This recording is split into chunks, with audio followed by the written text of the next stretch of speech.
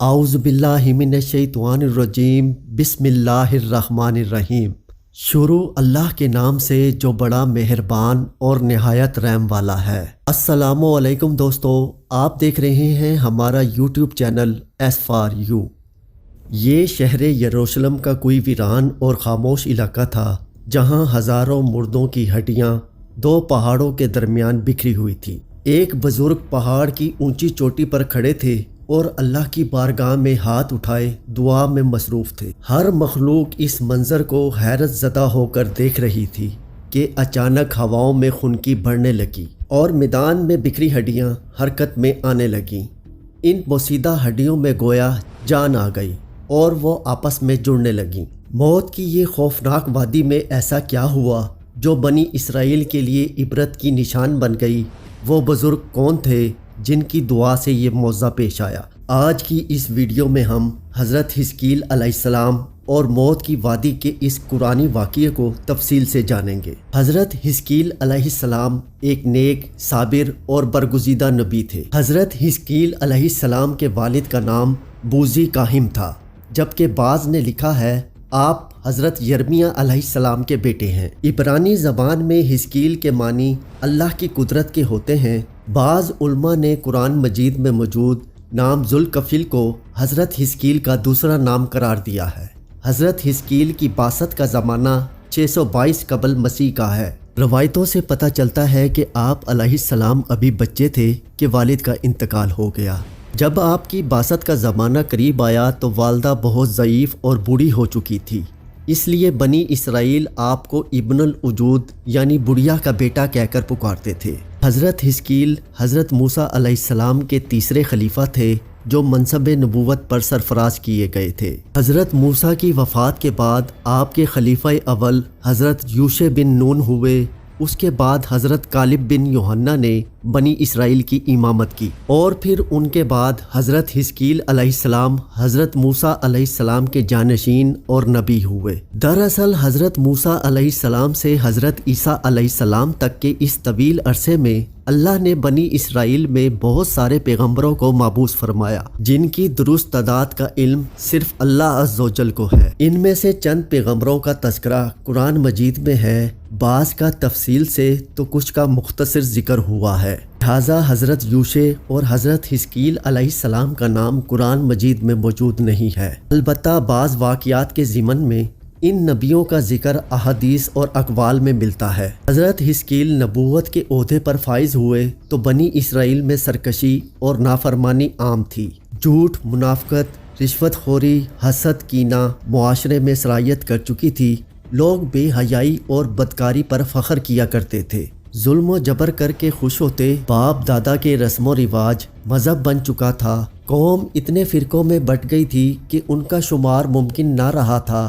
اس بدترین معاشرے میں حضرت حزقیل علیہ السلام نے توحید کا پرچم بلند کیا۔ آپ نے اپنی قوم کے لوگوں کو سچائی اور راست بازی کی تعلیم دی اور لوگوں کو صراط المستقیم پر چلنے کی ہدایت کی، لیکن اس واعظ و نصیحت اور تبلیغ کا ان لوگوں پر مطلق اثر نہ ہوا اور وہ اپنی روش پر قائم رہے۔ لہٰذا آپ نے بنی اسرائیل پر آنے والے ہولناک عذاب اور تباہی سے آگاہ کیا۔ بائبل میں آپ سے منسوب صحیفہ حزقیل موجود ہے جو بائبل کی آخری کتاب ہے۔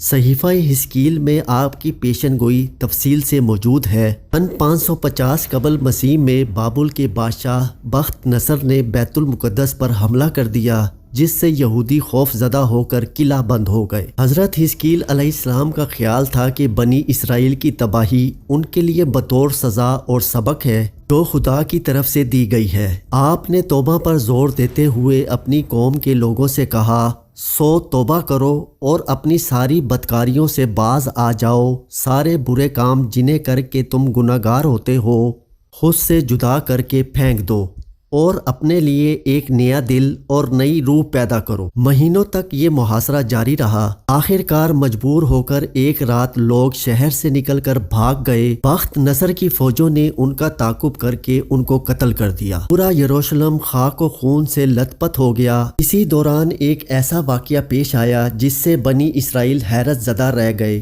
اور یہ واقعہ نشان عبرت بن گیا۔ واقعہ دراصل یوں ہے کہ حضرت حزقیل علیہ السلام نے بنی اسرائیل کے بچے ہوئے لوگوں سے کہا کہ تم سب تیار ہو جاؤ، ہم مشرکین سے جنگ کرنے جائیں گے تاکہ اللہ کے نام کو بلند کیا جا سکے۔ بنی اسرائیل نے جب جنگ اور جہاد کی بات سنی تو اپنی جانوں کے خوف سے بھاگ کھڑے ہوئے اور آبادی سے دور ایک وادی میں قیام پذیر ہوئے اور دو پہاڑوں کی گھاٹیوں کے درمیان رہنے لگے۔ اللہ تعالیٰ کو ان لوگوں کی یہ حرکت بہت زیادہ ناپسند آئی، چنانچہ اللہ نے عذاب کے ایک فرشتے کو اس جنگل میں بھیج دیا جس نے ایک پہاڑ کی آڑ میں چھپ کر اور چیخ مار کر بلند آواز سے یہ کہا کہ تم سب مر جاؤ۔ اس بھیانک چیخ کو سن کر سب کے سب وہیں مر گئے، جن کی تعداد 70,000 تھی۔ ان مردوں کی تعداد اتنی زیادہ تھی کہ لوگ ان کے کفن دفن کا کوئی انتظام نہ کر سکے اور ان مردوں کی لاشیں کھلے میدان میں بے گور و کفن یوں ہی پڑی رہ گئیں۔ کچھ عرصے بعد یہ لاشیں اسی طرح پڑے رہنے کی وجہ سے سڑنے لگیں اور بے انتہا بدبو سے پورے جنگل بلکہ اس کے اطراف میں بدبو پیدا ہو گئی۔ کچھ لوگوں نے ان کی لاشوں پر رحم کھا کر چاروں طرف سے دیوار اٹھا دی تاکہ یہ لاشیں درندوں سے محفوظ رہ سکیں۔ کچھ دنوں بعد حضرت حزقیل علیہ السلام کا اس جنگل میں ان لاشوں کے پاس سے گزر ہوا تو اپنی قوم کے 70,000 انسانوں کی اس موت ناگہانی اور بے گور و کفن لاشوں کی فراوانی دیکھ کر رنج و غم سے ان کا دل بھر گیا۔ آپ آبدیدہ ہو گئے اور اللہ کے دربار میں دکھ بھرے دل سے گڑ گڑا کر دعا مانگنے لگے کہ یا اللہ، یہ میری قوم کے افراد تھے جو اپنی نادانی سے یہ غلطی کر بیٹھے کہ موت کے ڈر سے شہر چھوڑ کر جنگل میں آ گئے۔ یہ سب میرے شہر کے باشندے ہیں، ان لوگوں سے مجھے بہت محبت تھی اور یہ لوگ میرے دکھ سکھ کے شریک تھے۔ افسوس کہ میری قوم ہلاک ہو گئی اور میں بالکل اکیلا رہ گیا۔ اے میرے رب، یہ وہ قوم ہے جو تیری حمد کرتی تھی اور تیری توحید کا اعلان کرتی تھی اور تیری کبریائی کا خطبہ پڑھتی تھی۔ آپ سوزے دل کے ساتھ دعا میں مشغول تھے کہ اچانک آپ پر یہ وحی اتر پڑی کہ اے حزقیل، آپ ان بکھری ہوئی ہڈیوں سے فرما دیجئے کہ اے ہڈیوں، بے شک اللہ تم کو حکم فرماتا ہے کہ تم اکٹھا ہو جاؤ۔ یہ سن کر بکھری ہوئی ہڈیوں میں حرکت پیدا ہوئی اور ہر آدمی کی ہڈیاں جمع ہو کر ہڈیوں کے ڈھانچے بن گئے۔ پھر یہ وحی آئی کہ اے حزقیل، آپ فرما دیجئے کہ اے ہڈیوں، تم کو اللہ کا یہ حکم ہے کہ تم گوشت پہن لو۔ یہ کلام سن کر فوراً ہی ہڈیوں کے ڈھانچوں پر گوشت پوش چڑھ گیا۔ پھر تیسری بار یہ وحی نازل ہوئی کہ اے حزقیل، اب یہ کہہ دیجئے کہ اے مردو، خدا کے حکم سے تم سب کھڑے ہو جاؤ۔ چنانچہ آپ کی زبان سے جیسے ہی یہ کلمات جاری ہوئے، 70,000 لاشیں یکدم اٹھ کھڑی ہوئیں اور تمام لوگ پھر سے زندہ ہو گئے۔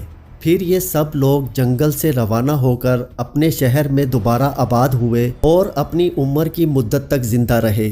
لیکن ان لوگوں پر اس موت کا اتنا نشان باقی رہ گیا کہ ان کی اولاد کے جسموں سے سڑی ہوئی لاش کی بدبو برابر آتی رہی۔ چنانچہ یہ اثرات آج تک ان یہودیوں میں پائے جاتے ہیں جو ان لوگوں کی نسل سے باقی رہ گئے ہیں۔ اس واقعے میں ہمارے لیے ایک عظیم پیغام موجود ہے کہ موت سے فرار ممکن نہیں، اس کا ایک وقت متعین ہے جس میں لمحوں کی بھی کمی یا زیادتی کی گنجائش نہیں۔